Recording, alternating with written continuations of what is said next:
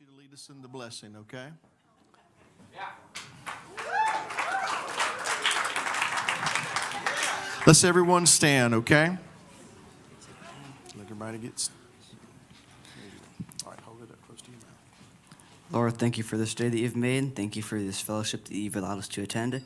We thank you for the food that you've provided, and as well as for all these people that have come. We pray that as we progress further into the day, that we glean much knowledge from Midrash. We pray that everything else goes well and that everyone will have a safe return home through the snow. In your name we pray. Amen. Amen. Thank you, sir. All right, so all of our quiver, you can be dismissed.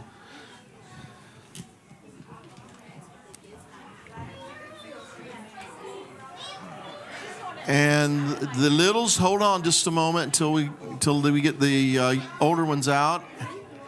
And then Miss Nayla will take the younger ones. Bye-bye. We'll see y'all later.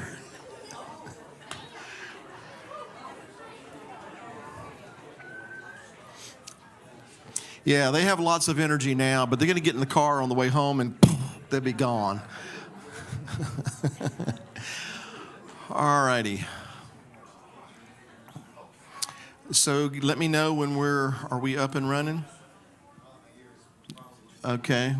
Zuriel, can you ask if we're up or good? All right, very good. All right. So, sorry. Welcome back, everybody. Thanks for joining us for Midrash, and thank you, everyone that's here. I guess the temperature is warm enough now that everything's melting off. Is that right? It's not as warm as I thought it would be. All right. So, hold on just a minute. I want to look at something because I want to see when the temperature is supposed to start dropping here. All right. I think we should be good. All right. So, we're glad Gwen made it out. Let's see. We're glad Marlene and Bob made it out. Y'all live in the same neighborhood? Is that what? Not anymore. Okay. But apparently y'all got a lot more snow than we got up in Athens for certain. Almost 4 inches. Okay. So is it just me, or did they not really call for this yesterday? They said it was just supposed to be in the higher elevation. That's what I heard. Pleasantly surprised. Okay. All right. Well, that's good. I was surprised. Well, I mean, when we were in Athens, it was just a little bit of a dusting, but they kept coming farther south, and it's like, uh-oh. But anyway, well, I guess it's probably a good thing I didn't know that, or I would say maybe we should stay home. So maybe it worked out. So they canceled the schools yesterday? Wait a minute. They canceled the schools yesterday? So they didn't have to go to school yesterday. Thursday and Friday. Okay, because of the flooding. Oh, okay. Well, now, Wednesday, when I come down here, do some work and, get ready for Wednesday night, I kid you not, there were manhole covers that were coming up out of their seal, and the water was just bubbling up and causing them, they were going like this in the street. So it was pretty intense. Anyway, all right, well, who wants to lead us off today? Who wants to get us started? And I'm going to go ahead and grab that mic. And Robert, I'm going to hand this mic to you. All right.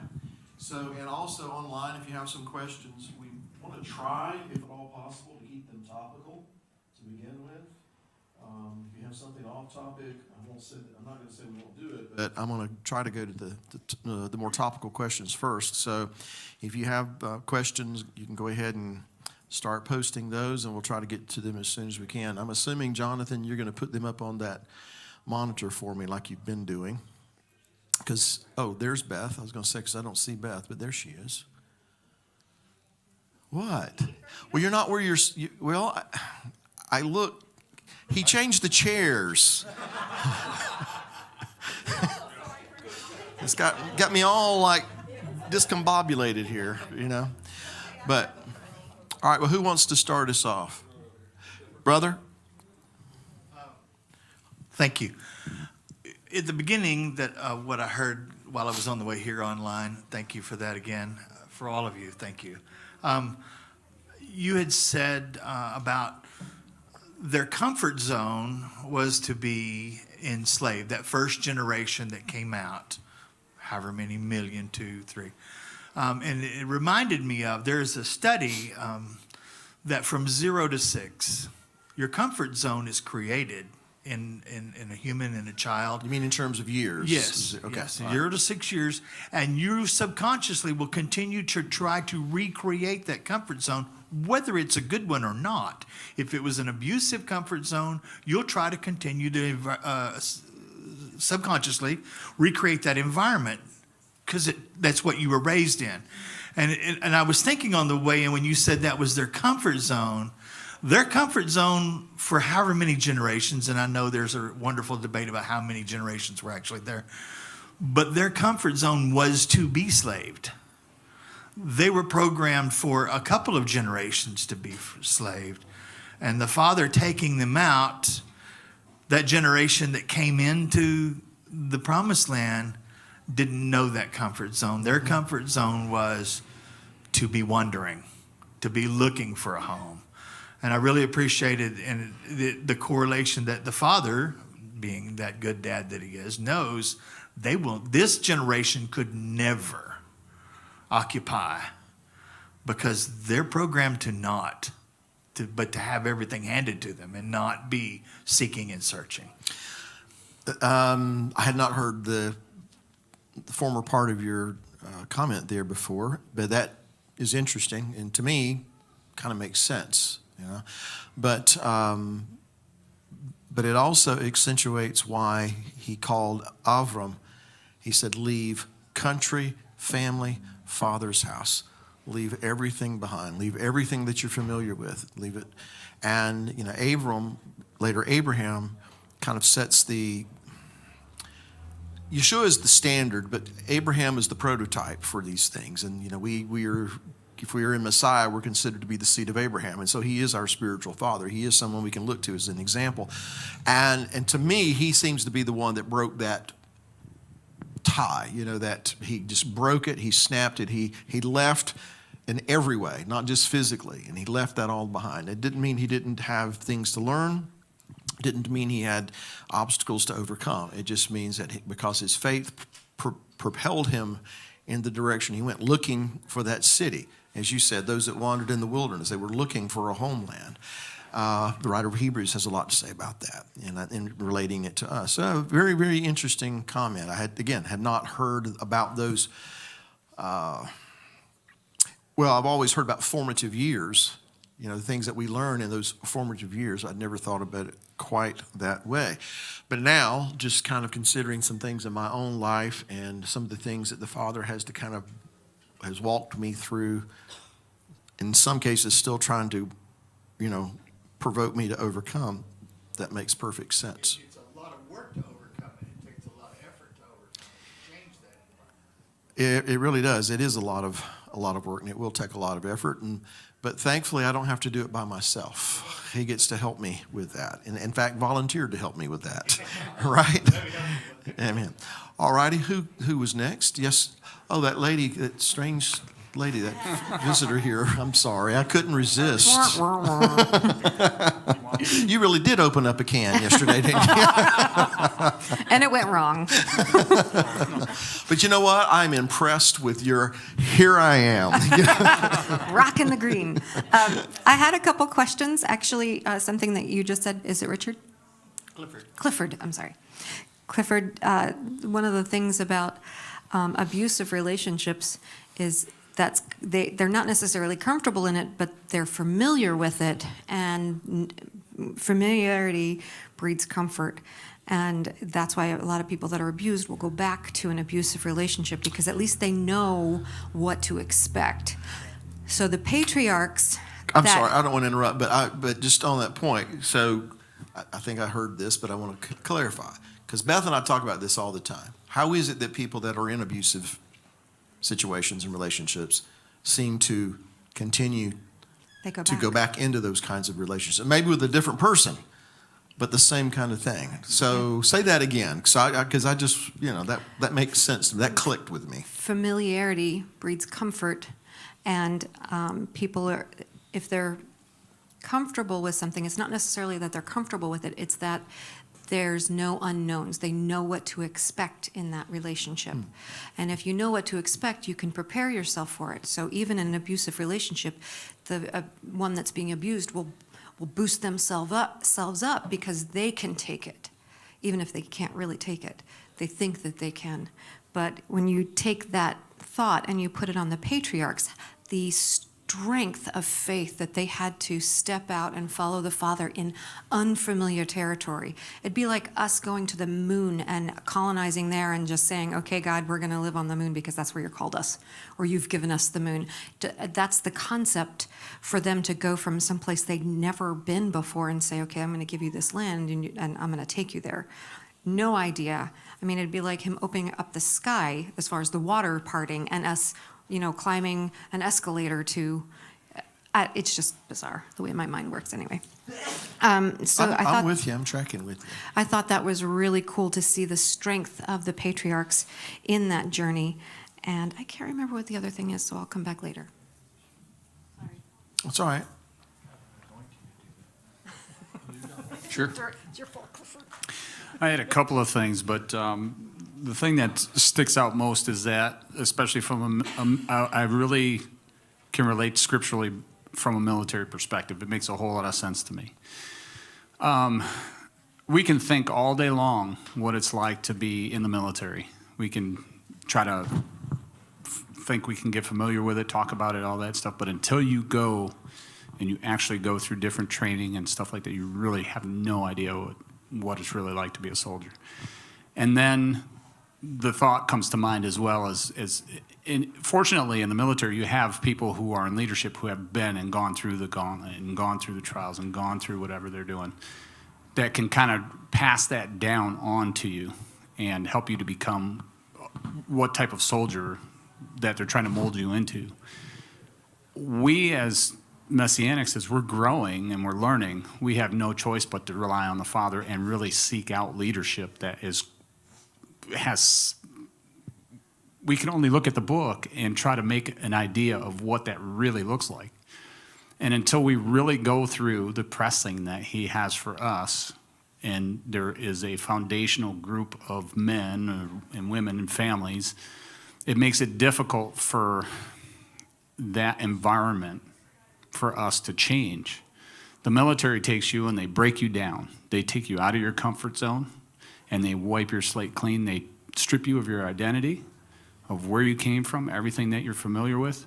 They put you in a group of other people and you have no idea who's who because you're all wearing the same thing. Your hair's cut the same way. You're wearing the same boots. You're sleeping at the same time. You're using the same bathrooms and all the doors are open. Or, well, there were no doors. But it takes a minimum of 30 days to break a habit, a minimum. But they keep you for 3 months and then whatever extra training you got after that at a minimum. Where we really don't get that as Messianics, we don't have a real structured, this is what I can't wait till Messiah gets here. Because that's probably going to, okay, we're going to break you down and we're going to resurrect you. So I really appreciate the military perspective on a lot of that and just how he brought them out by ranks. And it wasn't just a gaggle of people wandering out. There was structure, there was leadership, there was uniformity to a point, and Abba was the head of that. There was order, and he was the head of that. And he took them that 40 years. He had to break them down and reconstruct all of that and break all that out of them and that squeezing. And that's kind of what I see going on with us. And I really appreciate you, Bill, and Beth. And then I don't know where Brendan and Melody are. I really wanted to give kudos to them as well. And all the other leadership that's here that's really trying to help figure out how to walk this out, not just as individuals or families, but as a group as well. And all the Messianics who are trying their best to figure out how to do this too, so. Well, that last part is what I'm going to underscore. We're all trying to figure it out. You know, at this point, for me, I'm speaking for me, I have, most of what I've learned is what not to do, you know, by experience. You know, I've learned what not to do. But that, at the very least, it helps me to not to go back to that. You know, see, that's not the right way. That's not what this is supposed to look like. And I think that, you know, that wilderness experience plays a role in seeing what not to do, not how you don't respond, you know, and how you don't act in this particular situation. So it helps to point us in the right direction. But I also like the idea of the military concept too, because I didn't serve in the military. I didn't. Had a lot of family members that did, and listened to their stories, and I can only relate to it that way. But I know enough to believe, or to realize that what you just said is true. He has to break that down in us, those things that we are familiar with, comfortable with. He has to break all that in us so that he can shape us, you know, form us into the image that he wants us to be. And I would like to think, I don't want to be too presumptuous here, but I would like to think that we're in a better place now than we were, you know, 5 years ago in this. You know, I'd like to think that. I'd like to think that we've gone through enough stuff to realize, that's not what I want. You know, that's not what it's supposed to be. And to have more of an ear to what he is really saying, and to have a heart that is pliable and soft to receive what it is he's wanting to do in us. So anyway, I'd like to think that. I'm choosing to believe that. Who's next? Yes, Aaron?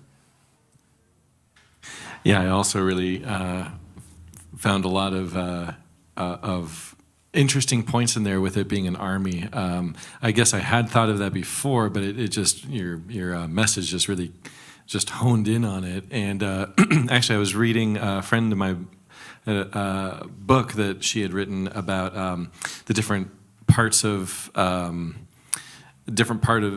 of the Mishkan and the tabernacle and the arrangement of things, and that the tabernacle being in the center would be normally where the commander king would be as they were going through the wilderness. And so as you watch and you see this contingent, this army passing through, you would think, oh, the commander, the king commander is in the center there, and after all, that's exactly where he is.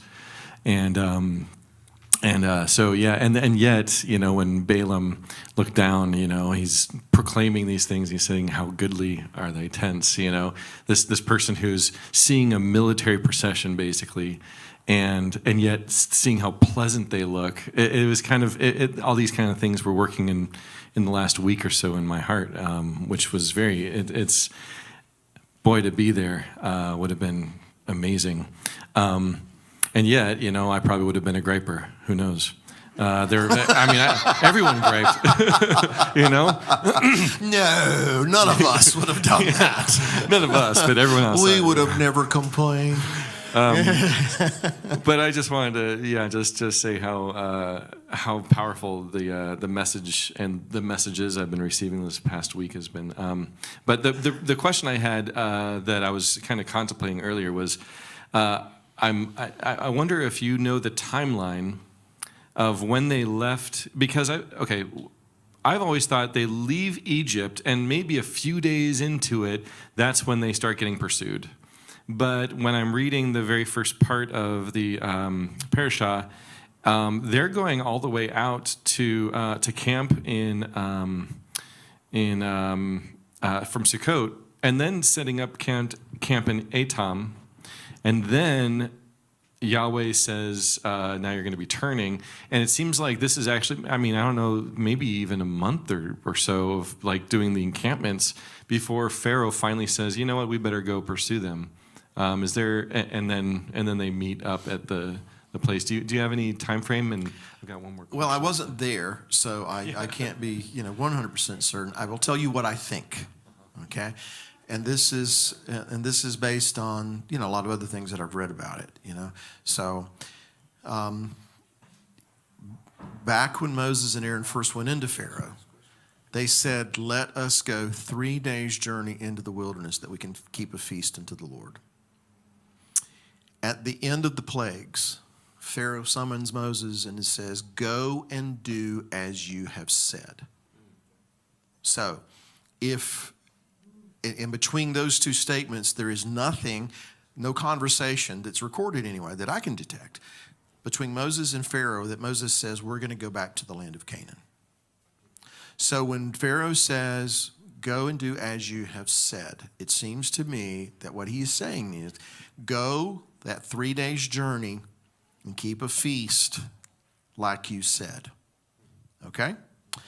So I have always understood it to be that after that 3 days or around that third day, somewhere in that neighborhood is when Pharaoh gets the idea we need to pursue. Now, he's got to catch up. Even though he's in chariots, he still has to catch up. And so that, opens the door that it may have taken a day, 2 days, what have you, for him to overtake them.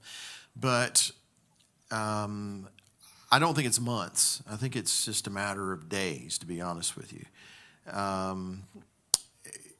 And two, keep in mind that as they're traversing the wilderness, they're still in Egypt. Now, I don't want to get too far off topic here, but I'm sure most of you by now have encountered the notion that the true Mount Sinai is not in the Sinai Peninsula, but it's actually in modern-day Saudi Arabia. And then that means the crossing place where they crossed the Sea of Reeds was not what a lot of people have imagined in past, but most likely they ended up in a place called Nuweiba on this peninsula that's just a very short distance from there to Saudi Arabia or Midian in the biblical day. Well, in today and in that time, that would have been part of Egypt. Here's my point. There would have been Egyptian outposts all throughout this area. So he's getting intelligence too. So there's a lot of reason to believe that it's not weeks or months that pass by, and he says, well, they hadn't come back yet. I better go see what's going on. Now, he's already suspicious, has been suspicious this whole time. In fact, that's why he wanted to keep the flocks and herds behind. That's why he wanted to keep the children behind. But he's been suspicious this whole time. He lets them go, or agrees to let them go 3 days' journey. They haven't returned in 3 days. He's got outposts all. In fact, the word migdal, that means a tower. It's an outpost. There's probably Egyptian posts, an Egyptian post right there. So he's getting information, it seems to me, and that's what prompts him to pursue them. But I think there's another element to it as well. I won't go into those details right now because it has to do with the grave being empty, and I think we've talked about that before. But that is my understanding, that it's a matter of days. I think it's not Rambam, I think it's Nachmanides that puts it at 3 days later is when they're crossing through the Red Sea. In other words, they ate the Passover.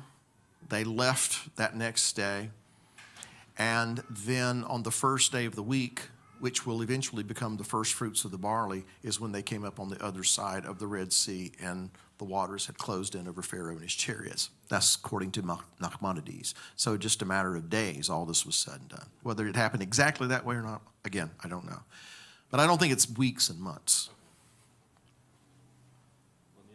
And the other question is that the column is the angel of the Lord is leading them by day and by night, and yet here we have in verse 1 of 14, Yahweh said to Moshe, "Tell the people of Israel to turn around and set up camp in front of Pi Hahirot, between Migdol and the sea," and so basically. And then the people did as ordered. And so it seems to me, skipping down to later in the paragraph there, it seems to me that actually Moshe and the people are obeying a commandment to turn and go rather than the column leading them to go to the sea in a way.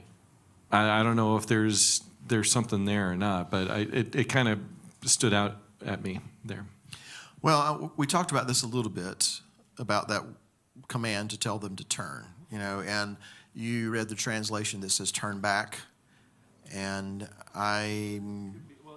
right. Well, my point that I was trying to make earlier is it doesn't make sense to me that he would tell them to turn back. Okay, he would tell them maybe to turn, but not to turn back. So to turn is to take a detour. Shuv, turn. In this particular context, it seems to me they're taking a detour because, again, Moses knows they're going to Horeb. He's already been told that's where you're going to bring this people. That's where they're going to worship me. He already knows how to get there because he's already been and back. So in those first 2 trips, going and then coming back, there's no record that he had to cross the sea. There was a path, there was a road that would have taken him to Midian that wouldn't require them to go through the sea. So when the Creator's telling them to turn, I interpret that to be a detour, to take them a place they really weren't expecting to go. But why? Because had they taken the broad path, where they could spread out, they don't have to go through the middle of a sea in order to get to where they need to go. Had they taken the broad path, well, what's Messiah have to say about the broad path? It leads to what? Destruction, right? Because if they had taken the broad path, that means Pharaoh would have taken the broad path.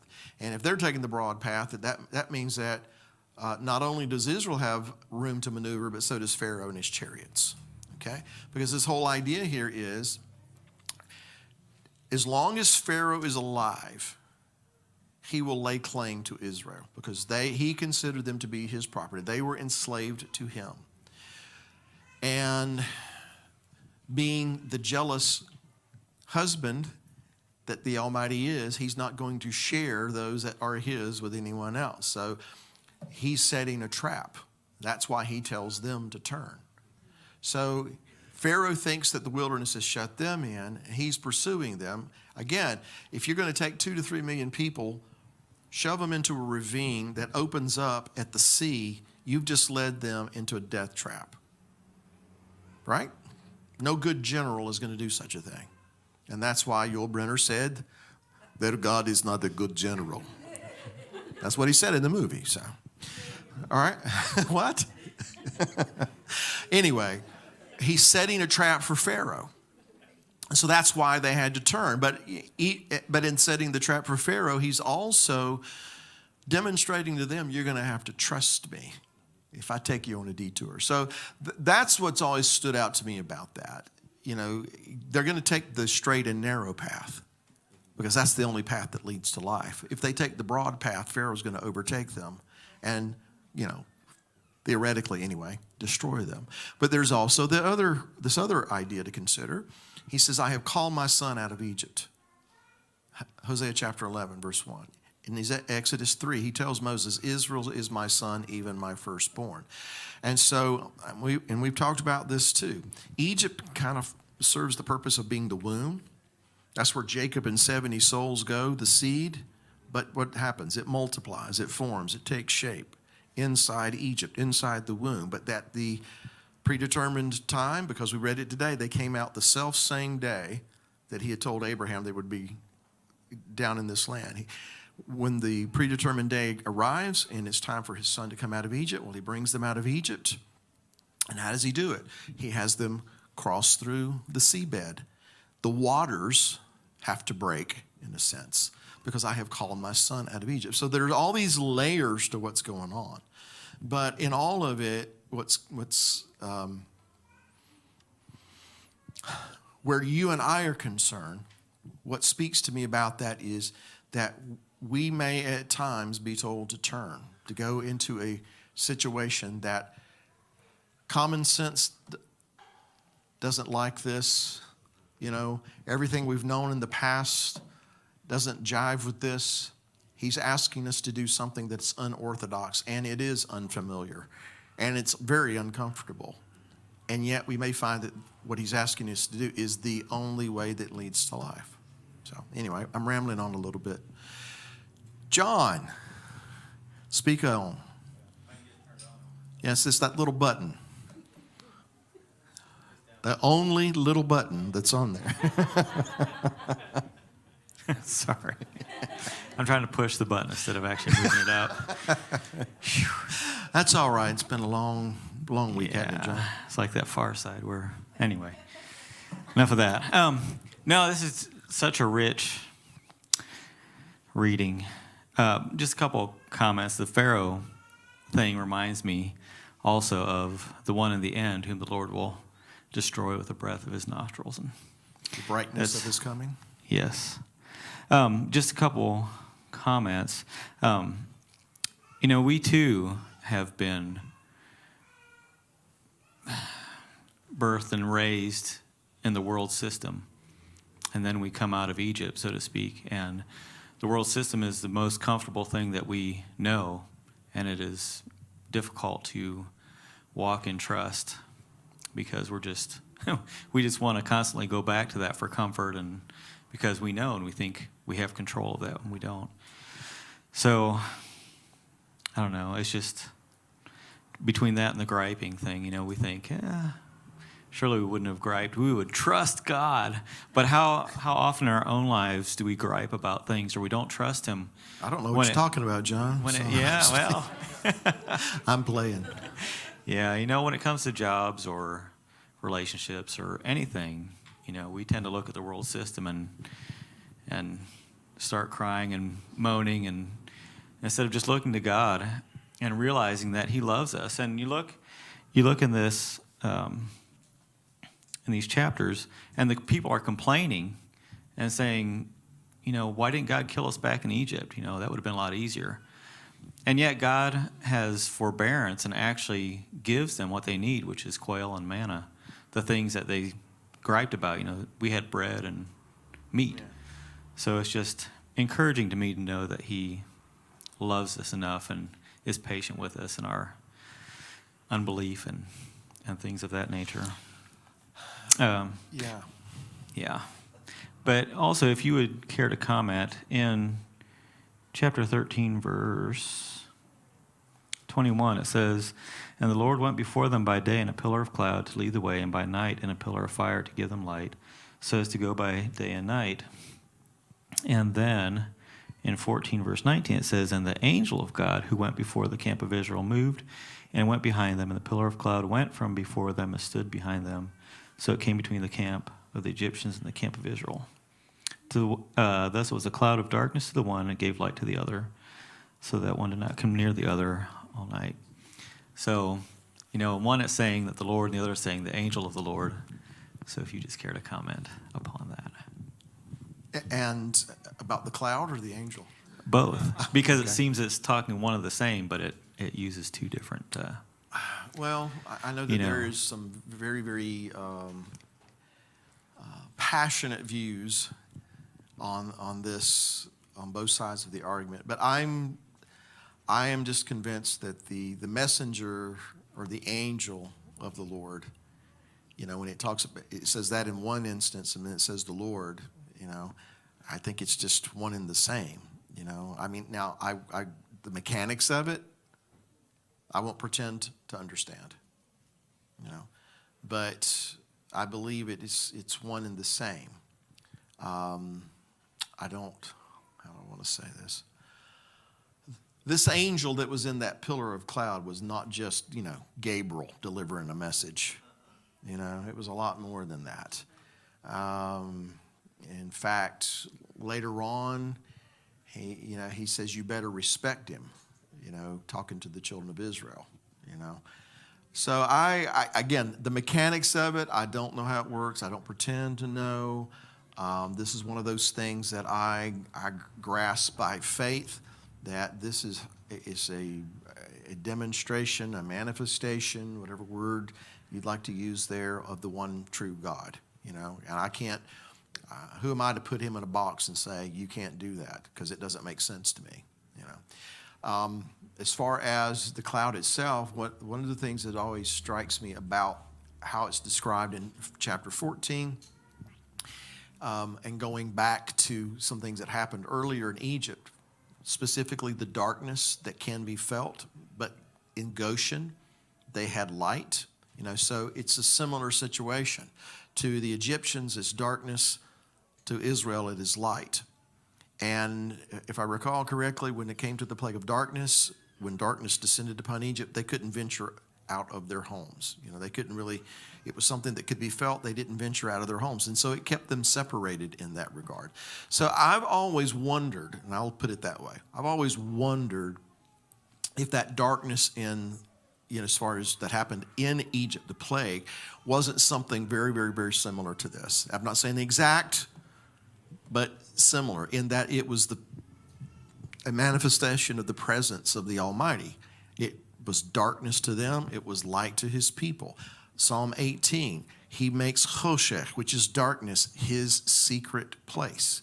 So we know that he not only is the light, but he also dwells in darkness. When he descended on top of the mountain in Exodus 19 and 20, the people were freaked out and afraid, but Moses approached the thick darkness where God was, So anyway, I'm not going to be deliberate and definite about any of that, but these are things that I think about, because they seem to have these similar themes going on. When you're talking about the darkness and light, it made me think also of, I think it was Paul that wrote, to one, the unsaved, we are how does he describe it? The smell of death, I think.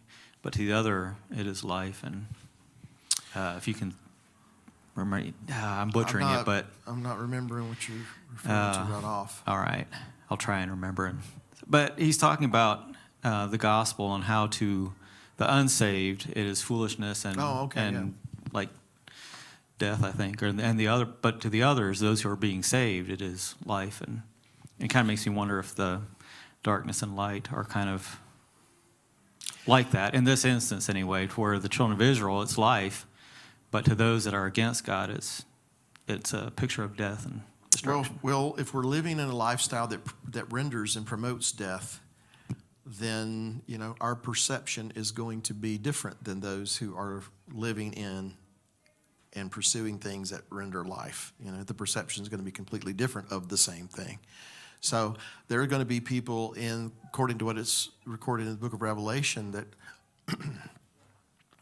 are going to see things happening in the world and even acknowledge who's behind it or who's responsible for it. And yet they still won't repent of their sorceries and all of these other things, because their perception is skewed. It's polluted with the way they've chosen to live. So there are people who say that God doesn't exist, but spend a lot of time waging a war against a God they don't think exists, because of their hatred and their animosity toward him, because they see him, even though they don't believe he exists, as some big bully, and you won't let me have my way, kind of thing, and take that over into the whole concept of should we obey the Torah? Should we follow it? To one person, it's a book of laws that says I can't do this, and it's putting me under the burden and it's impeding my life. To the other guy, these are the commands of a loving Father who wants what's best for me. So all that's really kind of conditioned on the state of one's heart. What's in your heart? Anyway, I'm rambling now. I wanted to say something else about the griping and complaining, if I may. You go right ahead. Okay, I think I will. All right, because this has always just really, struck me between the eyes.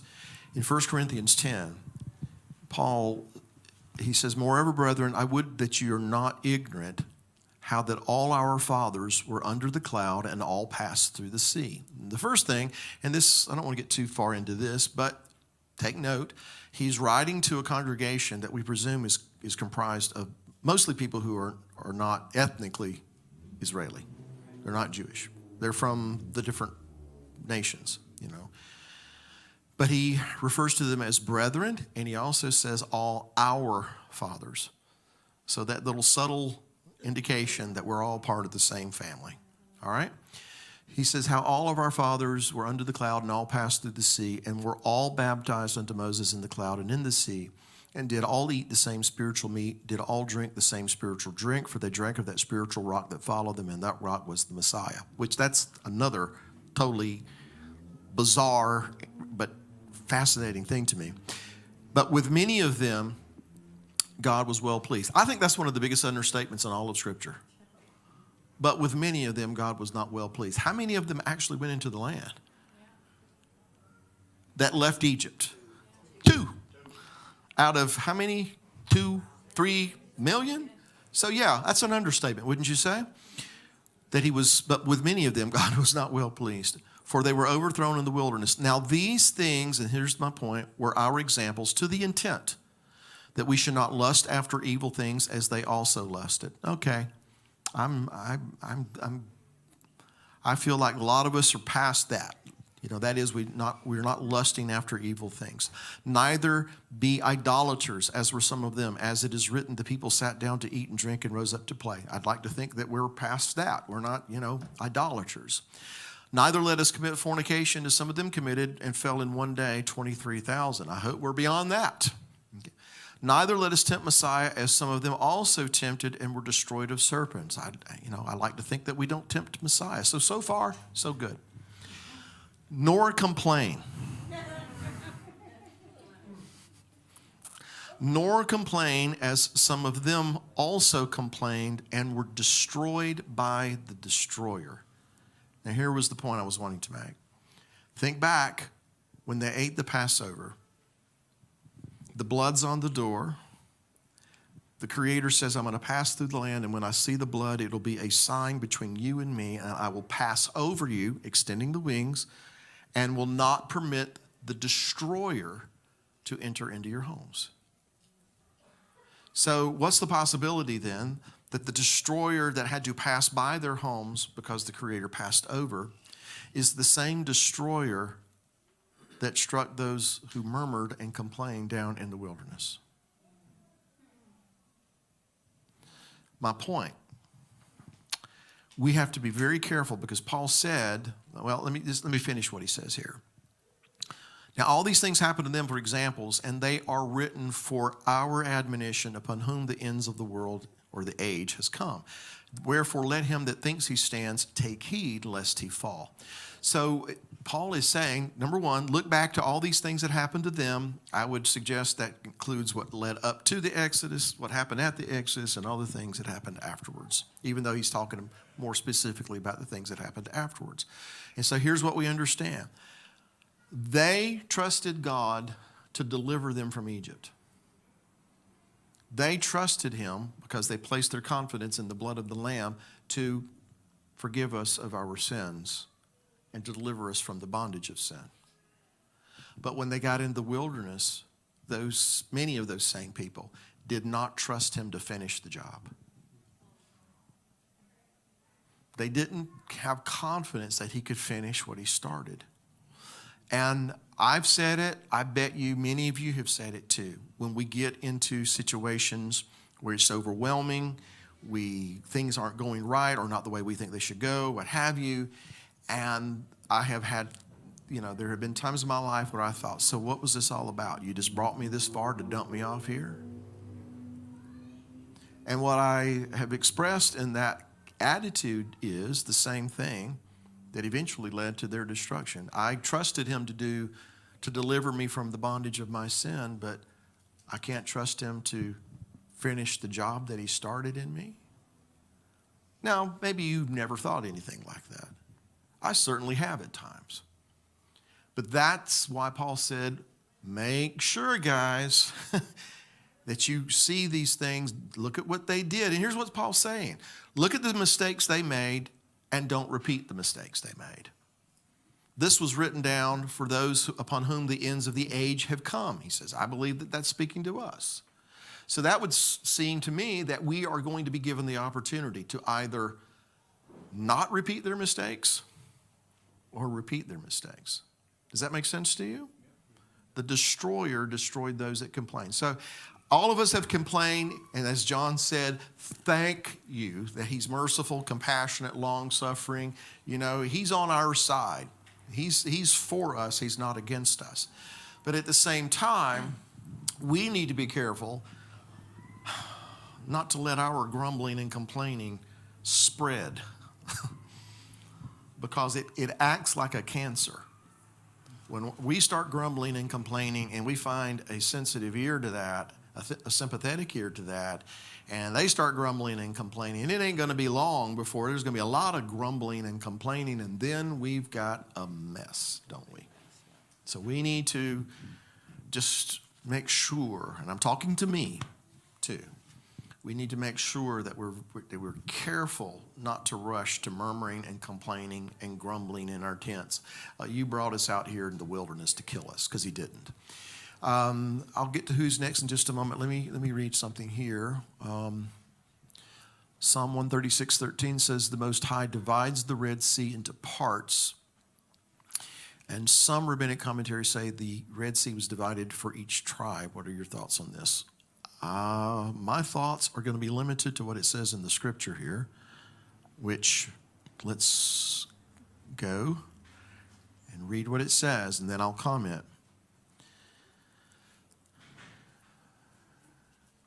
In verse 15 of chapter 14 in Exodus or Shemot, the Lord said unto Moses, "Wherefore, why are you crying unto me? Speak unto the children of Israel that they go forward. Lift up your rod, stretch out your hand over the sea, and divide it. And the children of Israel shall go on dry ground through the midst of the sea. And behold, I will harden the hearts of the Egyptians, and they will follow them, and I will get honor upon Pharaoh and upon all of his host, upon his chariots and upon his horsemen. And the Egyptians shall know that I am Yod-Heh-Vav-Heh, when I have gotten honor upon Pharaoh, upon his chariots, and upon his horsemen." And the angel of God, which went before the camp of Israel, removed, went behind them. The pillar of the cloud went from before their face, stood behind them.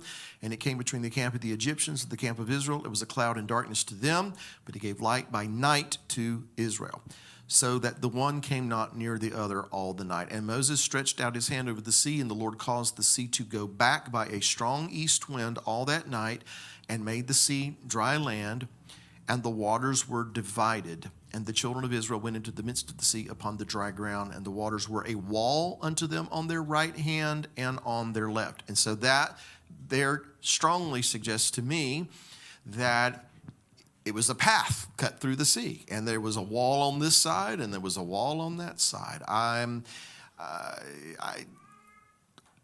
Maybe they went through the midst of the sea in order, just as they came out of Egypt. I would say that that's probably so, which then we could see that they would go by tribe and those kinds of things in order. I mean, it's a dramatic thing that's going on here. A sea is being parted right before your very eyes. This east wind is coming in. If it's an east wind, then it's coming from the deserts of Arabia, and it's blowing toward them into their face, and they're watching this water being parted. And of course, the Bible goes on to talk about how it's gathered up in heaps and congealed in its midst, which the understanding is either it became some gelatinous compound or ice is what the prevailing idea is. But you're watching this happen. So it's a dramatic scene, and yet there's got to be order. There can't be chaos. So it seems to me that maybe that's where the whole idea of the tribes going through. But I think it's kind of self-evident here, that it was just divided to the place that there's water on this side of them, there's water on that side of them. In a sense, what the Creator did was just extended the path that he had already told them to turn and go into. He just extended it, but he had to part the sea in order to do it. So anyway, those are my thoughts on that. Who's next? Oh, you had another one? I'm sorry. No, I just thinking also of Jude when it says that the Lord, having delivered the people from the land of Egypt afterward, destroyed those who did not believe. And so with all the complaining and everything else, obviously they did not believe when it came to the crunch time.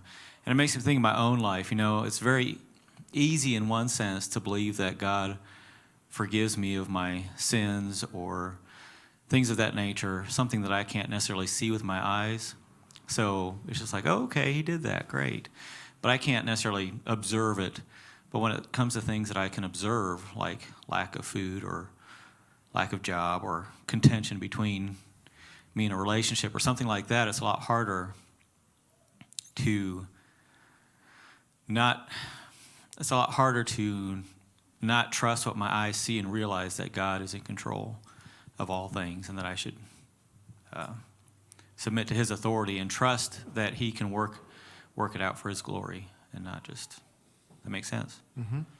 So anyway, it's yeah, I'm sure they had that problem too. And Well, we talked last week a little bit about the fact that, and I think it was in response to something Aaron had brought up. Just because he brought them out of Egypt didn't mean they didn't have their issues, because they obviously did. And a lot of those issues were really brought to bear in the wilderness, So he's merciful, he's compassionate, he's long-suffering, he's on our side. But then there is that expectation, responsibility that is given to us, and that is to believe, to trust. That is what is expected of us. And life is going to put us to the test as to whether or not we do. And the reality is that most of those who left Egypt didn't believe that he could do what he promised to do. In fact, at one point they said, Moses, you're not bringing us into a land flowing with milk and honey. You brought us from a land flowing with milk and honey. So we still have that responsibility and the expectation to trust, to believe, in spite of what we see right in front of us. Yes. Yes. Okay, I'm going to sneak one in before I give it to Diana. Please. Just an observation, and I want to get your thoughts on it. But as you were talking about the different things and talking about careful not to seek after evil, and we mentioned the manna and the quail, and that's actually one of my wife's favorite passages to talk to folks about, because a lot of people don't really think about what happened when they complained about the manna, which gave them all the sustenance they needed, and they complained about it, and they were given quail, and it says until it came out their nostrils. And a lot of people don't really think about that, but it's quite possible some of them died by the time they were so filled that it was coming out of their nostrils. Seems like a very gluttonous partaking.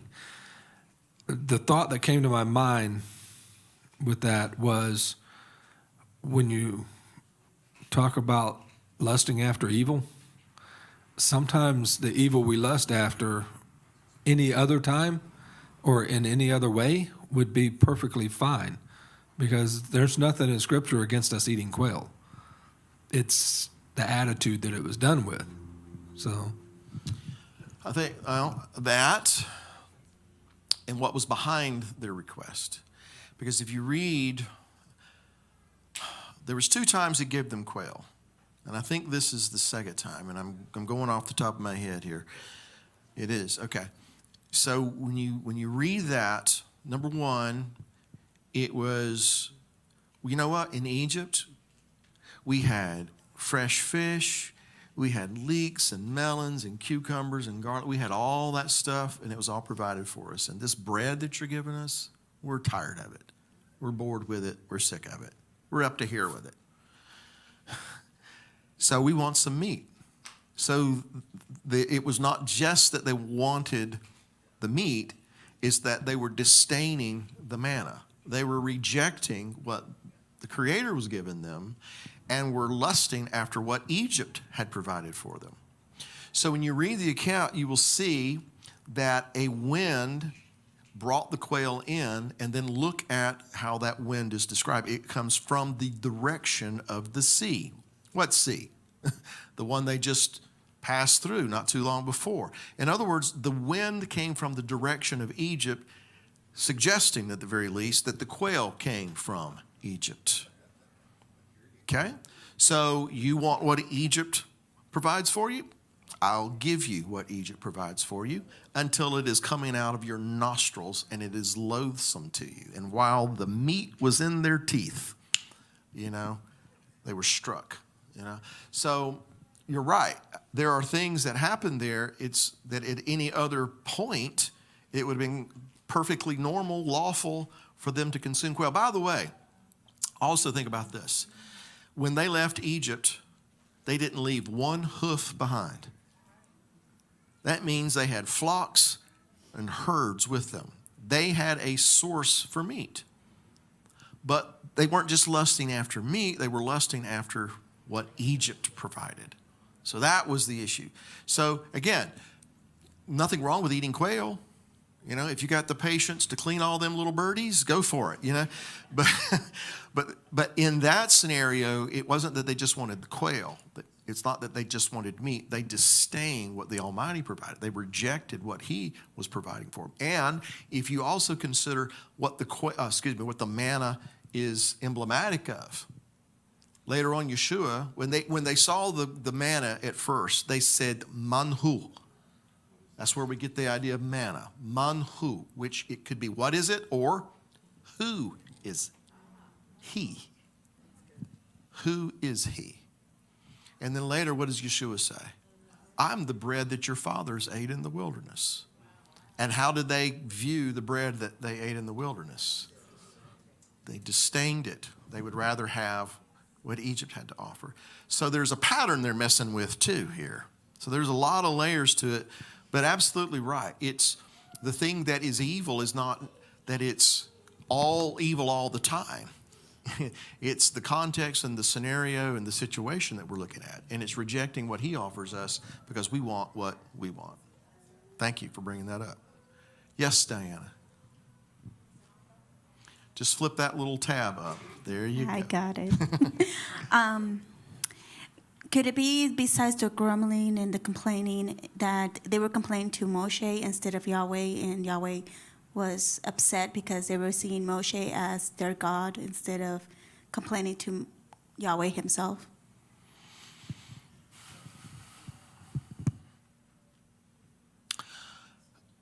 At first glance, I would say that, just knowing when, for instance, when the spies came back with the report, it says they went into their tents grumbling and complaining.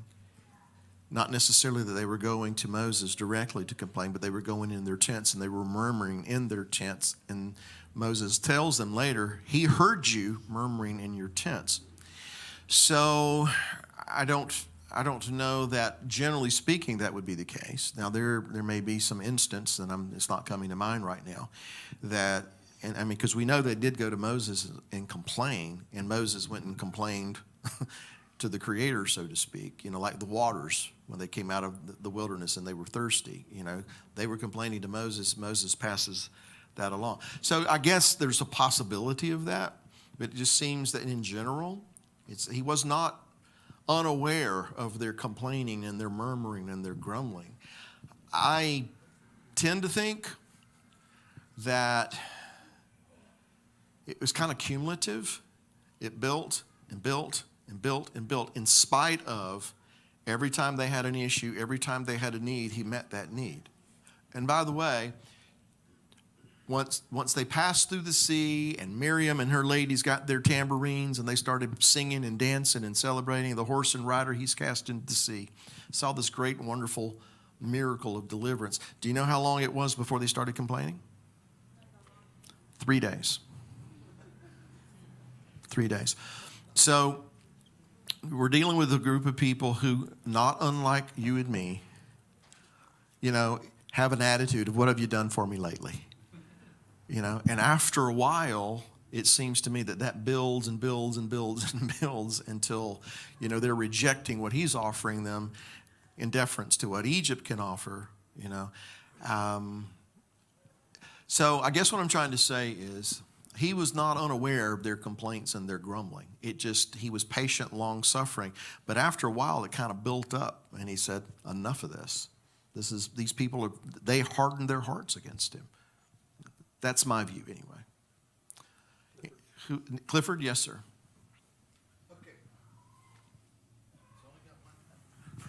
Okay, I have 2 questions. You're only allowed 3, so I'm good. Go make, You're not going to count the first one, right? Okay. The brother brought up how long was it, and I have heard the teaching, and I kind of like it. Matter of fact, I kind of like it a lot. That, remember where you said the Father told Moses they will come out, and on that day he brought them out, right?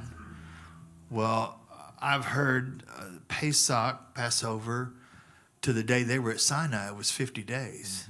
That's Shavuot. Just like it was in Yeshua's day, from the day of his crucifixion to the day that the word came, it came again, obviously, the Spirit came, was 50 days. Do you not agree with that? Crucifixion or resurrection? Passover, crucifixion to... Okay, he was crucified on the preparation day. Right. According to John's gospel. Okay. Right. So, but he rose again on the third day. Right. So 50 days is from when? It would have been from the first fruits of the barley, which would be the day of the reresurrection. Right. Because that's when you start counting the Umu. Okay. So is that pattern was it not established as they come out of Egypt? Well, I said that Nachmanides makes the case that they ate the Passover, they left Egypt, and the morning of the third day they came up on the other side of the sea, which would have been first fruits. Right. So Nachmanides goes on to make the case that 47 days later, they're receiving the Torah at the base of Mount Sinai. So actually, that's something that goes back to, the sage Nachmanides, and maybe before him, I don't know, but that's where I've read that. Right. Yeah. So he makes that case, which, relating it to Yeshua, we understand that he was, when they were bringing the first fruits of the barley on that first day of the week after his crucifixion, presumably, he was ascending to the Father, because remember he told Mary, "Don't touch me. I've not yet ascended to my Father." But later on that day, he's telling his disciples, "Touch me, handle me, see that I'm flesh and bone, just like you," which would insinuate what? That he's already ascended to the Father, and he's done what he's supposed to do. Right. But that would have been the first fruits of the barley. So counting from that, 50 days later would be what happened in Acts chapter 2. Okay, so I prescribe that these days are set. As a matter of fact, did it not say that the lights were put into the heavens to mark the seasons and his Moedim? I mean, the reason we have them is to establish these. That's one of the reasons, yes. Yeah, it's one of the primary reasons. Right, okay. Second question.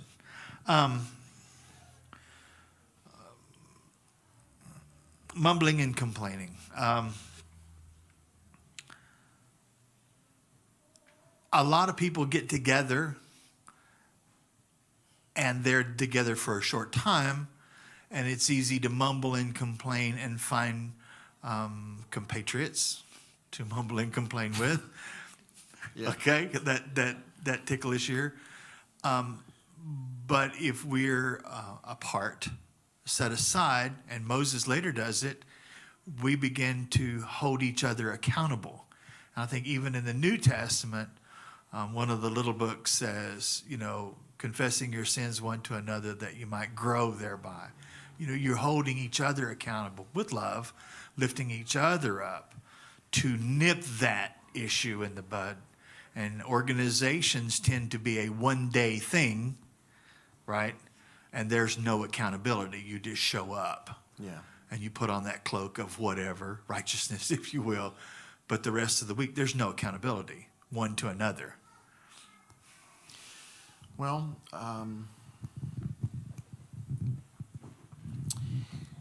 one of the things that has been, in my opinion, that has been sorely absent from this Messianic Hebrew roots, whatever you want to call it, is that very thing, accountability.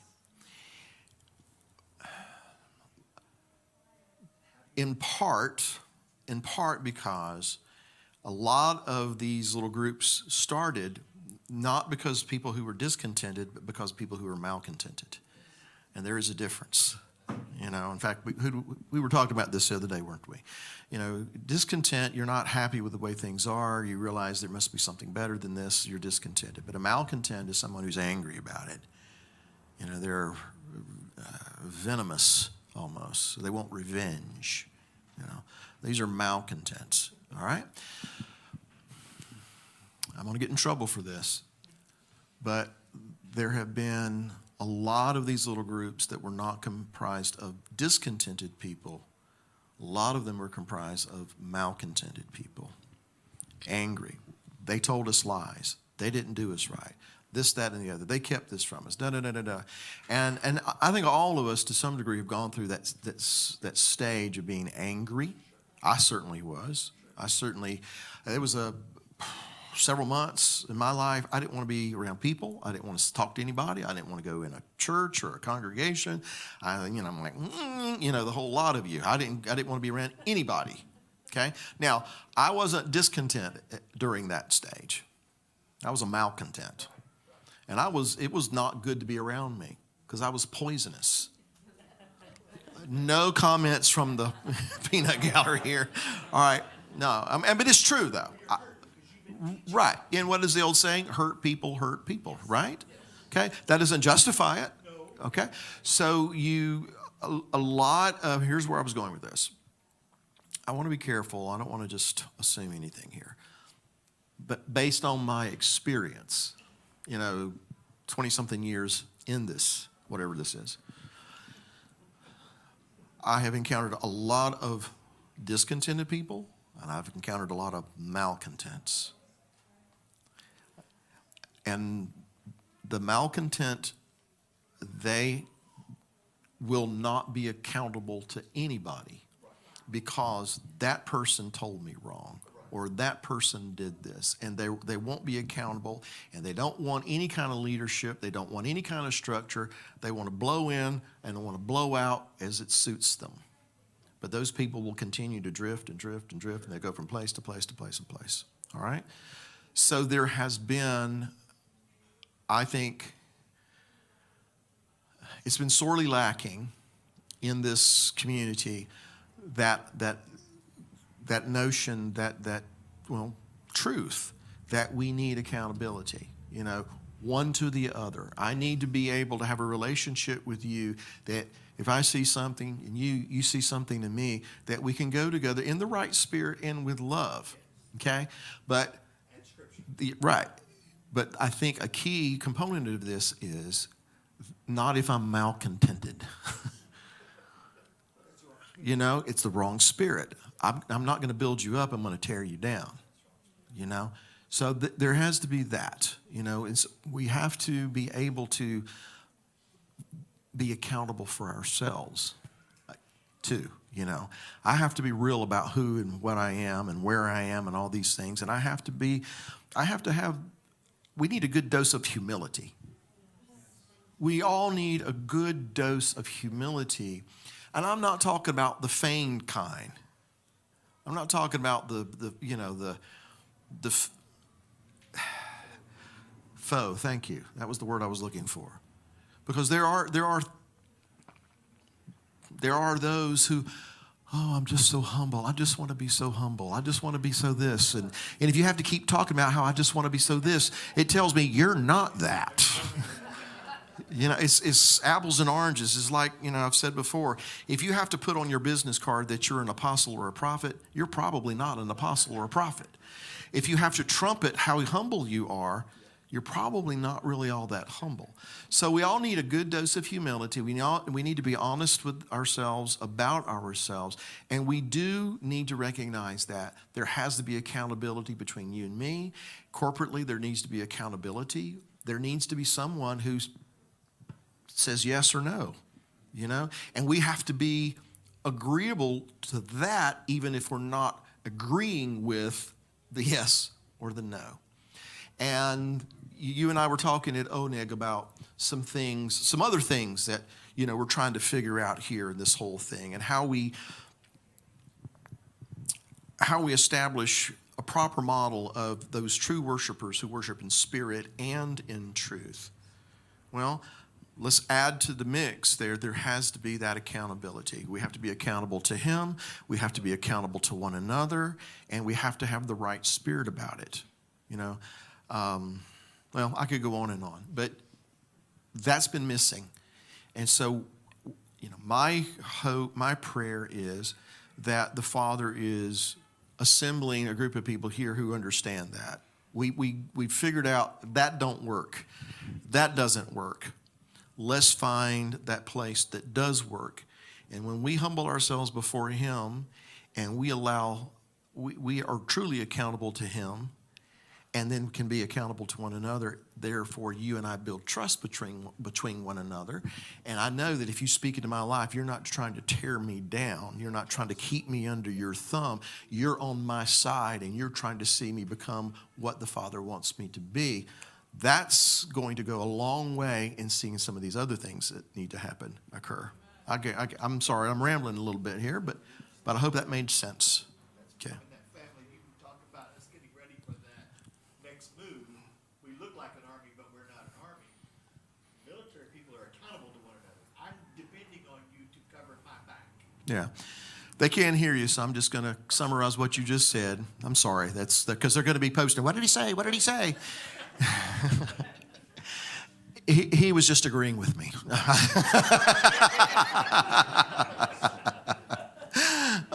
Okay. Who is next? Okay, William. So I was reminded about the pressing, but in 2 Corinthians chapter 4, Paul again. I've been doing this for quite some time, and God has shown me from the beginning that, I won't arrive until I'm done with this body. In verse 7 it says, "Now we have this treasure in clay jars, so that this extraordinary power may be from God and not from us. We are pressed in every way, but not crushed. We are perplexed, but not in despair. We are persecuted, but not abandoned. We are struck down, but not destroyed. We carry the death of Jesus in our bodies, so that the life of Jesus may be also revealed in our bodies." And he goes on to say that our light and momentary troubles are not worth comparing to what we're going to have there. And what I've learned and still learning is that as long as I'm physically here, my treasure in heaven needs to be more important than anything I can acquire here. Yeah. And that needs to be my focus, and looking to God to have the power to press through the challenges that come. If I may add to that. Sure. Something we read earlier today in Luke chapter 12 when he was talking about you little faith, don't seek what to eat, what to drink, don't be doubtful of mind. These are the things that the nations do, et cetera, et cetera. Your Father knows you had need of this, but seek the kingdom of God, and all these things will be added unto you. And then, and I didn't read this, but here's where he goes from there. "Fear not, little flock, for it is your Father's good pleasure to give you the kingdom. Sell that you have, give alms, provide yourselves bags which don't wax old, a treasure in the heavens that fails not, where no thief approaches, neither does the moth corrupt. For where your treasure is, there's where your heart will be also." So, years ago in Israel, we were somewhere in the Galilee, and there was some ruins, and Gideon, our guide, was showing us different things and pointing things out, and he was showing us the mikveh that was there at this house. It was someone who was rather wealthy to have their own mikveh there. But he pointed out that there was, he's talking about how in a mikveh you have to have moving water, living water, mayim chayim, and it can't be stagnant, it can't be polluted, and those kinds of things. And he says, so you know how to get water here? There's not a lot of rain here. So, and he pointed out this, for lack of a better word, box that was on top of the roof, or what would have been on the roof of the house. And what would happen is, the water coming off of the roof would collect in this little box, and then it would funnel down into the mikveh. And so they could just stop it up when they needed to, and then, for it to collect water again, and they'd run it down into the mikveh. So it'd be something that they could immerse themselves in, and it would be, according to the law of Moses, it would be ceremonial proper. But it was what they called the box that caught my attention. It was called a treasure. So the idea was you lay up that water in the treasure that's symbolic of the heavenly, and when you need it, it's going to flow down to you where you're at, and so you can immerse yourself in it. So just tied it in with the idea that our focus All of our effort and energy needs to be on those things that are eternal, where our treasure is, our heart's going to follow. And so we keep our eyes on the author and the finisher of our faith. We know that all these things that are going on around us, they'll fade, they're temporal, they're not going to last. Presidents come and go. Speakers of the House come and go. Thank you, Father. You know, did I say that out loud? Yeah. But all those things come and go, and we need to keep our focus on those things that are constant and those things that are eternal and those things that transcend all these things that are going on right now. Over in Romans 8, and I'll paraphrase it because we've read it many times, he says, the suffering of this age is not worthy to be compared to the glory that shall be revealed in us. You know. All right, who was next? Do we have any more online? Beth, do you have any online? Dawn, she remembered what she wanted to ask? Good. Yes, I did. It had to do with the grumbling and complaining about the manna, actually.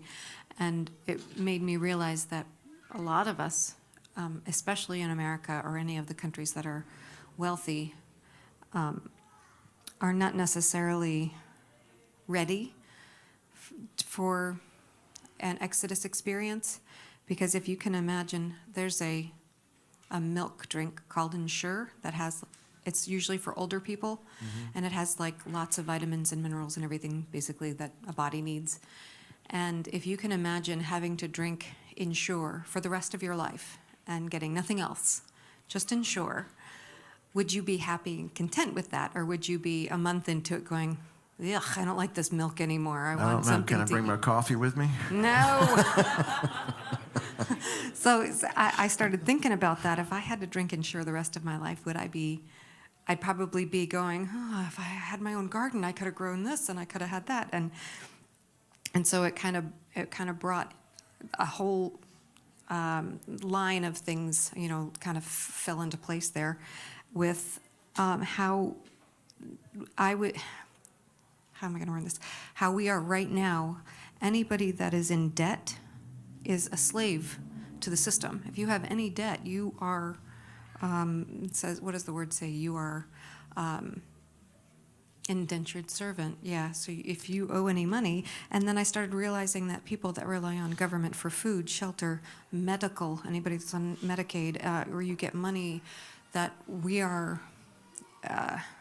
slaves to the system that we're in. And are we ready to abandon all that to go camping and give up our medicine and give up our this and give up our that? Do we have that faith to trust the Father to meet our every physical need? Or are we kind of like, can I bring my coffee? I just made your point.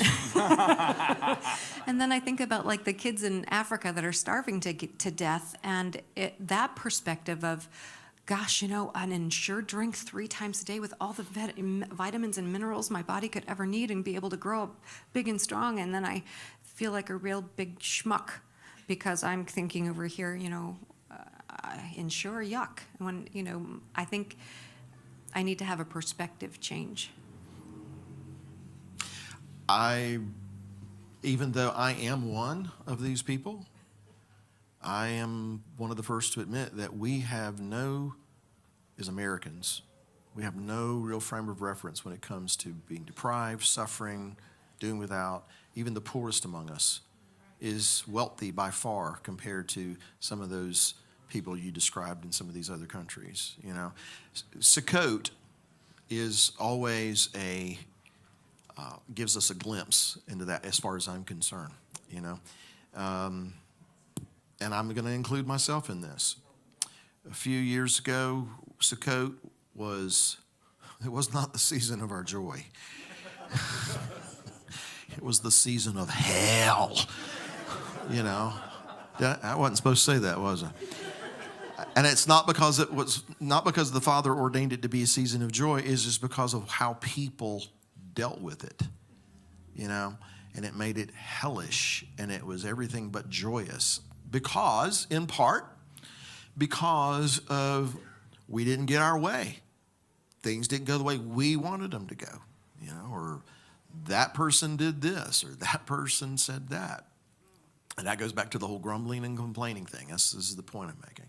So, pre-Jacob's tent, yes, pre-Jacob's tent. Last year was a season of joy, right? But and one of the reasons that I believe that is because we purposed in our hearts that it was going to be joyful. We purposed in our hearts that regardless of what may come our way, we were going to rejoice, and it was going to be a joyful time. Yeah, right, whether you like it or not. And but we have to do the same thing, what you're talking about. We have to purpose in our heart to be content, to be focused. You know, my flesh may not like this at all, but I'm going to purpose in my heart that I'm going to rejoice, I'm going to be thankful, I'm going to be content, you know, because I know that He has my best interest in mind, and He's not going to lead me into anything that is intended to destroy me, but it is intended to bring me into being that person He wants me to be. And I just feel like that a lot of it is the perspective, you know. If I'm addicted to these things over here, you know, and I can't adjust my perspective and I can't purpose in my heart, you know, to be content with what He gives me, then yeah, I'm going to be grumbling and complaining because I don't have what I want. I don't have my coffee with me, you know, or whatever. So anyhow, I think probably of the nations of the world, we are the worst candidates as Americans. We're the worst candidates to try to have to be thrown into a scenario like the children of Israel were and think that we're not going to grumble and complain is a joke, you know? So then, and maybe this isn't part of the comment or question, but here's where my mind goes with this. Because He loves us here in America too. Just like He loves all those people who don't have anything, who are suffering, some of them being beheaded for their faith. And they're Catholics. A lot of those people that ISIS were beheading were Catholics. But they would not denounce the Messiah. I mean, that's pretty strong. All right? So, what has to happen to get you and me to that place?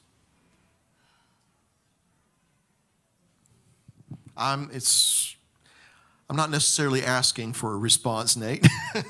But I am saying, you know, what has to happen to get me to the place that I'm one of those that's described in the book of Revelation, and they overcame by the blood of the Lamb, the word of their testimony, and they loved not their lives even to the death. I don't think I'm there.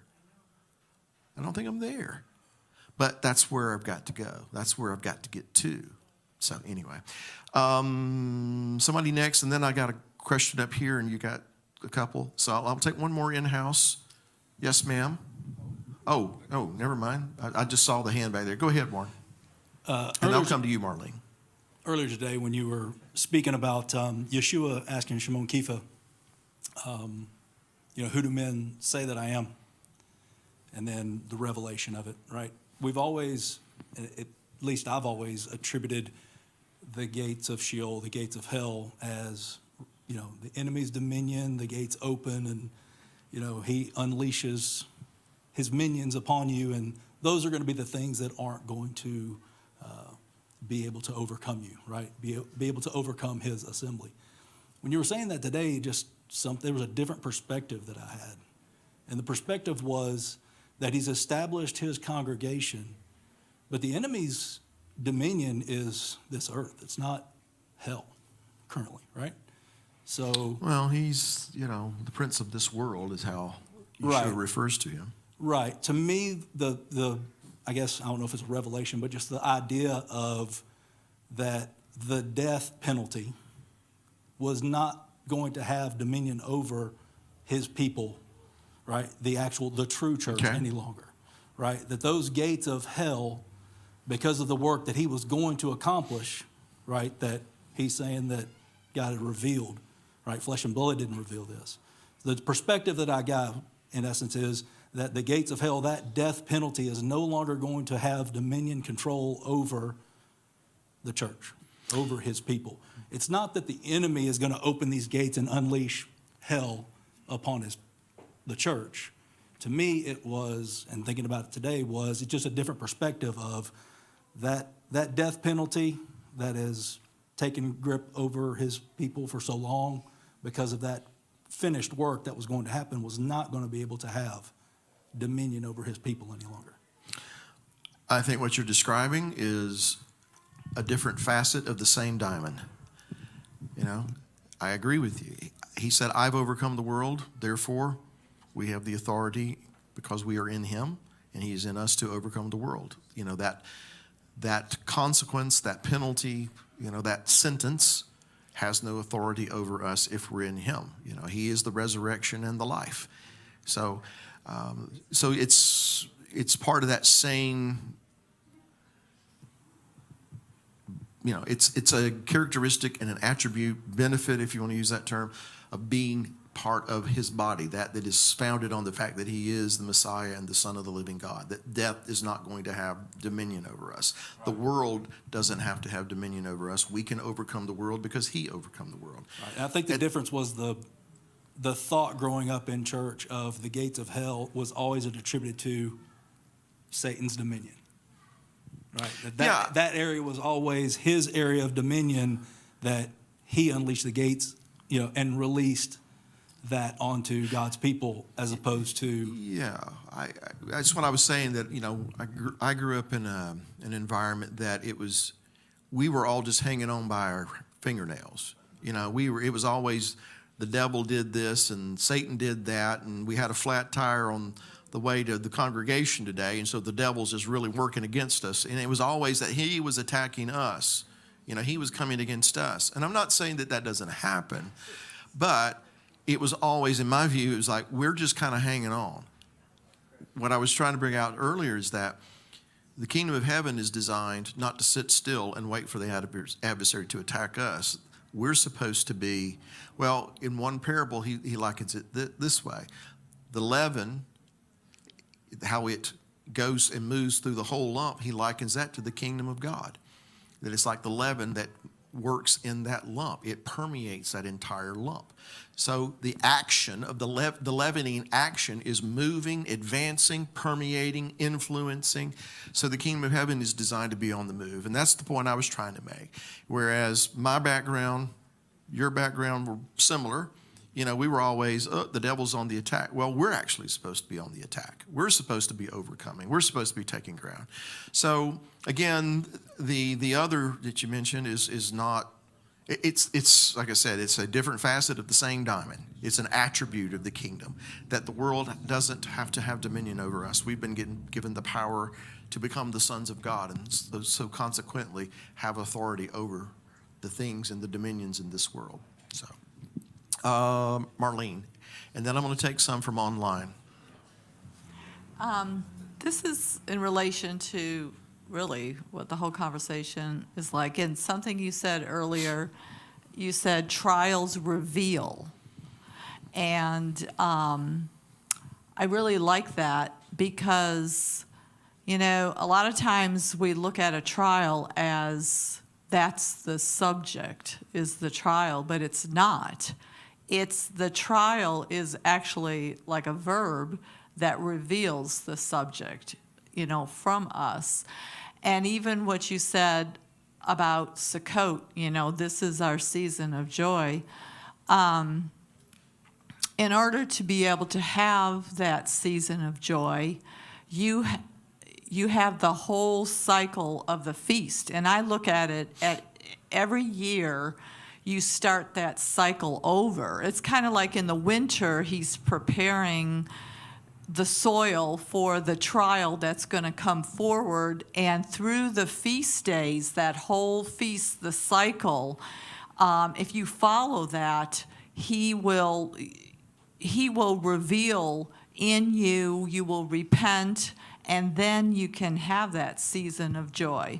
But if you don't follow that cycle, then it's not going to be the completion. It's just like the harvest. It's called the Feast of the Harvest, isn't it? The ingathering, to where you have to plant the seed, the sun has to come in. Even like he showed me in the summertime, it's really hot. And that's like the heat just kind of bakes that stuff out of you. And then comes the fall feast to where you're coming into that completion. And Sukkot is the rejoicing, is the harvesting of it. And then that 8th day is starting that new beginning of that new cycle that's going to happen, but it goes dormant first. So anyways, I was just, when you were saying the season of joy and that what you said earlier about the trials revealing, you know, we sometimes, like even with our children, you know, we see them get into, you know, these things, and we want to shield them because we don't want to see them have a hard time or in pain or that. But actually what we do is we're keeping them from the very thing that's going to reveal something that then we're going to have to, you know, go through the process of taking care of it. So I just, you know, I just really like that, what you said, the trials reveal, and that we can't shrink from them, because even what you were just saying a minute ago about how a lot of times we're always saying, oh, Satan does this, Satan does that, Satan does this. And a lot of times I'm thinking, well, I don't think Satan did that. You know, I think God allowed that in our lives because he wants to reveal a character trait in us that is not so lovely. Right. And that's where it will be revealed. So. Well, I can only speak for myself, but a lot of that stuff that we used to say, well, the adversary did this, the devil did that, you know, Satan did this, usually it had nothing to do with him. It was just because I was stupid. You know, I had to pay the stupid tax, you know, and the consequences and all the different things that happened, you know, again, the crisis doesn't make the man, the crisis reveals the man or the woman, as the case may be. So that's what I think you were referring to. So it has a way of revealing. You go and look at the title page of the book of Revelation. By the way, one of my pet peeves, not Revelations. Right. The Revelation. And you look at the title page and you will find that it says the revelation, or it doesn't say, let me put it that way. It doesn't say the revelation of the Antichrist. It doesn't say the revelation of the tribulation, the revelation of the rapture, the revelation of the vials and the all these different things. What does it say? The revelation of Yeshua the Messiah. It is a revealing, apocalypsis, an unveiling, a revealing of who and what he is. And what does that whole book, for the most part, what does it describe? Right? But all through that, it's revealing who he is. And so, because we are in the body, I'm going to suggest to you that if he's the head of that body, that it plays a role in revealing who we are. And Paul talks about in Romans 8 how the creation earnestly anticipates the revealing of the sons of God. Right? So the crises are engineered to reveal who and what we are. In hopes that, and this is how I see it, in hopes that we will become who we are supposed to be. You know, there's a lot of things that all of us, to some degree or the other, it's settled in our mind about this, that, and the other. And those things have to be brought to the surface. They have to be, in many cases, expunged from us so that we can be conformed to the image of him. Because it's not really what I think. It's not what you think. You know, it's not my opinion about this or that, you know.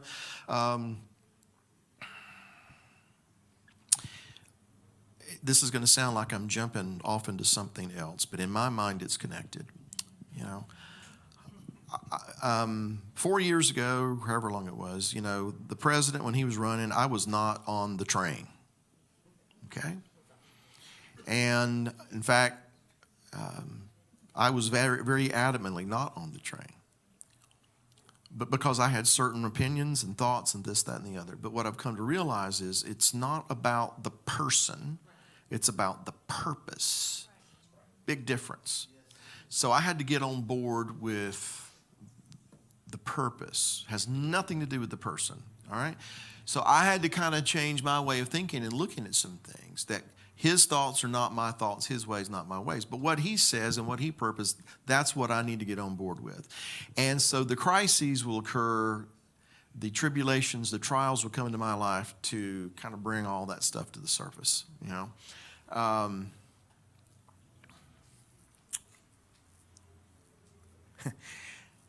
We live in a time where people determine things based on their feelings rather than facts, rather than what's true. Well, I feel that way, or it seems that way to me, you know. Therefore, it must be this way. And I think that we're about to go into a time where all of that is going to be put to the test. And it's going to reveal who and what we are. And then we're going to have to look and see, how does that measure up to what he says and what we're supposed to be? And I'm not trying to sound too cryptic here. It's just that, you know, there's a lot of things going on, even in the body, that we have a view of him, a perception of him, and what his will is based on what we think, what we feel. We better find out what's in his heart. Boy, I'm running out of time here. I'm coming to you in just a moment. I'm going to read this one, okay? Was passing through the sea a way of passing under the shepherd's rod, while the shepherd counts the sheep and makes sure they're all okay. In my view, it wasn't going through the sea, it was going into the wilderness. That is synonymous with that. But one of the reasons I say that is because if you read Ezekiel chapter 20, he talks about how when he gathers all of his people from all the different nations, he's going to bring them into the wilderness of the nations and make them pass under the rod to bring them into the bond of the covenant. And so passing under the rod seems to occur in the wilderness experience, not passing through the sea.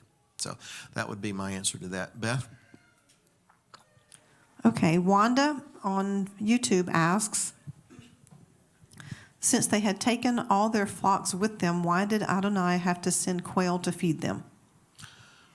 Well, we actually addressed that. Okay, I thought you did. Yeah, we addressed that, kind of. Okay, Wanda, if you missed that, sorry, go back and listen again. Yeah. Okay, another one. Okay, the Hebrew word that means 5 in this Torah portion, God provided bread in the morning and meat in the evening.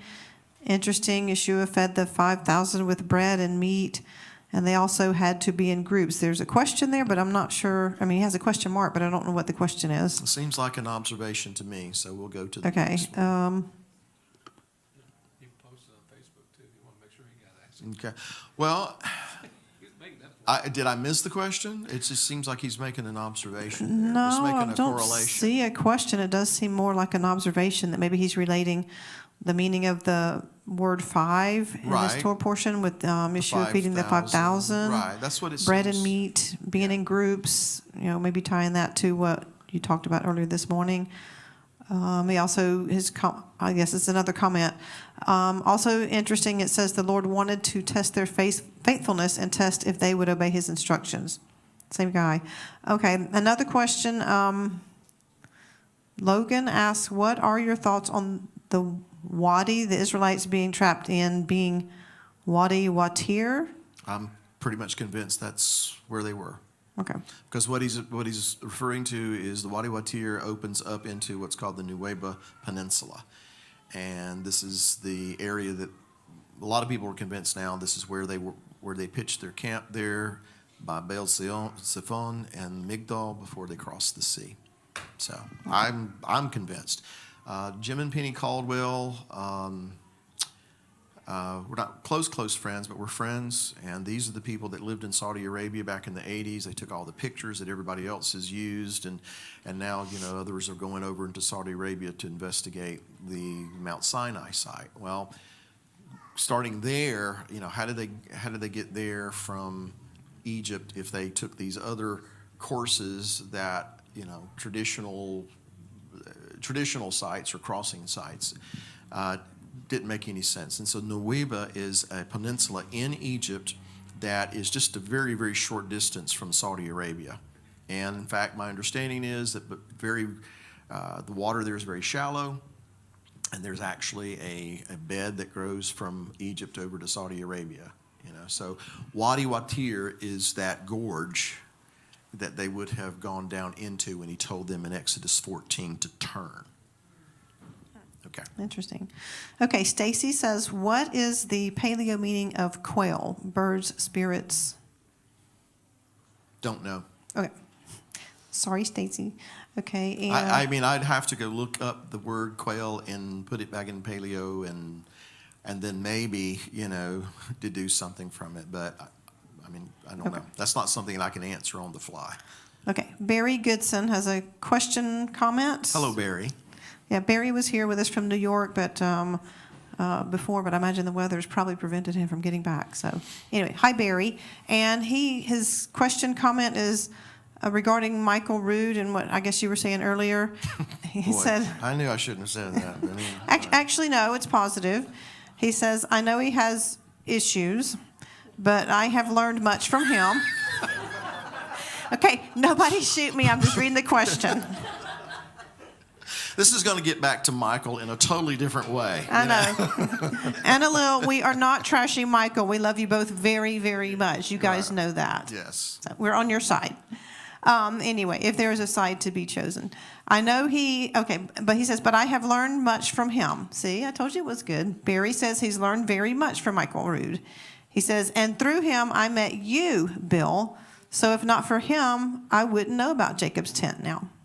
So, which is why I said that experience of getting to know Michael was good for me. It was a benefit to me, and consequently, anyone that I can influence, because it taught me, and I think I said this, but it taught me that the Father has all kinds of tools in his tool belt, and he knows exactly where he needs to use those tools, because he knows there are different kinds of people out there, and they respond to different kinds of people. There are people who cannot stand to listen to me. Yes, I know. I was shocked too. Yeah, Candace says she's one of them. No, I'm playing. She didn't say that. She didn't say that. She said at one time. I got your back, Candace. There are people who don't, I'm not their cup of tea, but there are people who Michael's not their cup of tea. There are people who love Brad. There are people who can't stand to listen to Brad. It's just that we're all different, and we're at different places, and we're just hardwired differently. You just hurt Brad's feelings.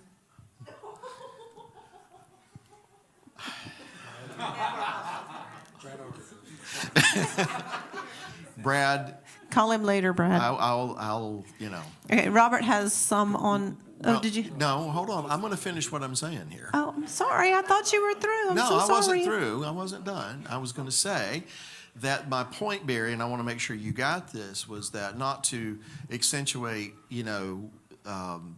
those things that about Michael that people don't like any more than I want to accentuate things about me that people don't like. It was just to say that we're all different. We're all hardwired different, and there are reasons that God puts certain people in certain places to use them for his purposes. And it's like what I was saying a while ago. I wasn't on the Trump train because how I thought, what I felt, how I thought things should be, But then I realized, wait a minute, even though I may not particularly care for the person, I need to appreciate the purpose. And the same is, true with Michael. Although as a person, I've grown to love him and I really appreciate him because I've seen that he's really, believe it or not, just a big teddy bear. And he has a heart for people. And that's what got me to see beyond the person and to see the purpose. And so that was my point in all of that. So make sure that when you email Michael Rood about what Bill said, that you include that part in there, okay? You have something else? Well, and Mr. Tillich was amused that not long after you talked about Michael pounding the pulpit, that you were also pounding the pulpit. However, I didn't call anybody any names. Right? I wait till I get home to do that. No, I'm just playing. No, not grumbling. No. All right. It was, yes. Okay. Is it on? Okay. Well, we just don't need to judge a book by its cover. Amen. We don't. I was judging you by my preconceived notions. Oh, you didn't like my hair, I think it was. No, that I could tell you looked like you came out of the United Pentecostal Church, and I wanted nothing to do with the United Pentecostal Church. No disrespect intended to anybody who's in the United Pentecostal Church. I mean, I was in it for like almost 30 years, but when I came out of it, I seen a lot of things that they were teaching that were not right, and questions that I had that they just they never answered. Like, why is it a sin for a man to wear a mustache or have a beard? When in the Bible, Yeshua had, I mean, and the way I got answered was, is this pertinent to your salvation? Well, yeah, I want to know that I'm being taught the right things, Yeah. But that was why. And I was going by that. And God used somebody that he led me here to Tennessee to sit under, only to find out that wasn't where he really wanted me. Yeah. And so he put me here, and which is a good place. Well, but there's purpose in everything, is There what I is hear you purpose saying. yeah. I mean, God used the other person for a purpose. I mean, there were some other things, though. I mean, I learned some good things from the other person, too. I don't want to just this person or whatever. No, Just- let's not do that. No. I mean, I did learn some. One thing I learned that has stuck with me is there are 3 voices in your head. There's God's voice, there's Satan's voice, and there's your voice. And you have to determine which voice you're listening to. So that was one good thing that I learned that has stuck with me and helped me. And then a comment about today's teaching when I was reading the Torah portion last night is the children of Israel, they were upset. Why did you bring us out here so that we could be killed? Why didn't you leave us in Egypt where we were at before and stuff? And Moses had to tell them that God was going to fight for them to keep silent. And I went on, I just wrote it I wrote that out a little something on the side of by that scripture. And I went on and read some more into the Torah portion. And something was going around in my head about a situation with another person. And that brought me right back to that scripture. That a lot of times I'm wanting to fight my battles. And Yahweh's the one that's going to fight my battles. I need to just shut up and be silent. Less words. I'm nodding in agreement to what you just said. Not that everybody, shut up, Bill. Less words are often needed. Just be silent and let God fight it. Well, really, that is sometimes the best thing to say is nothing, because He can vindicate a lot better than we can. I think we got. Are you pointing at somebody? Okay. And I think this is probably going to kind of close us out here because it's 10 after. I need to respect the folks back here. Yes, sir. Real quick. One of the things that I was thinking about, and one of the things that I've learned here is not to neglect where I came from and the good things that I've learned from every place that I've been to.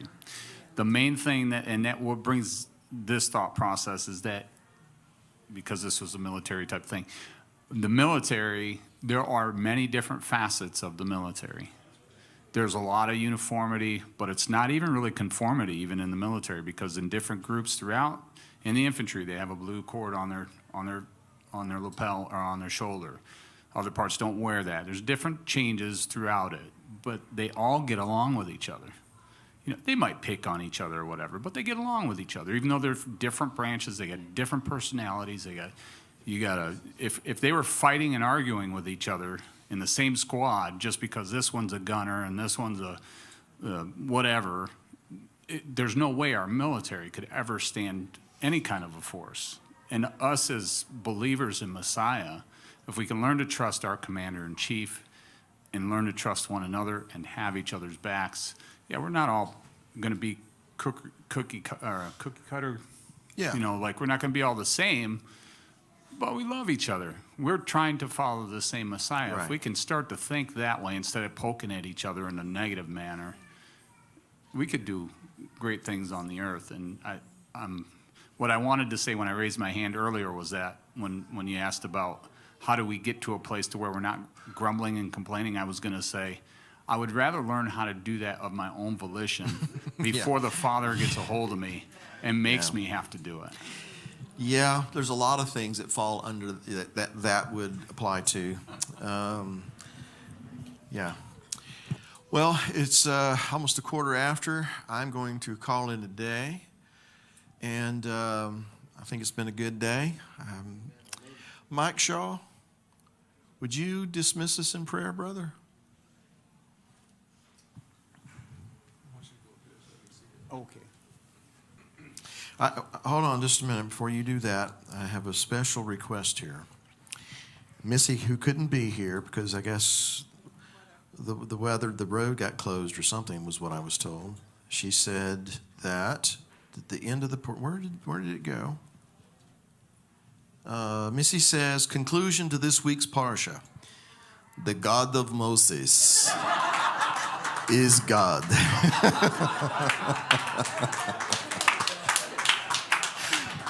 Mike, pray for us, brother. Let's all stand, please. Abba, what a delight it is to be here amongst the brethren tonight. And we praise you, we worship you, we give you thanks for Bill and Beth and the words that you've given Bill to speak tonight. Pray that everyone will have a safe trip home and a good week. We love you and we praise you in the name of Yeshua, our Messiah. Amen. Amen. Everyone have a great week. And men, let's take about a 10-minute break because I've drank a lot of coffee. But all the men...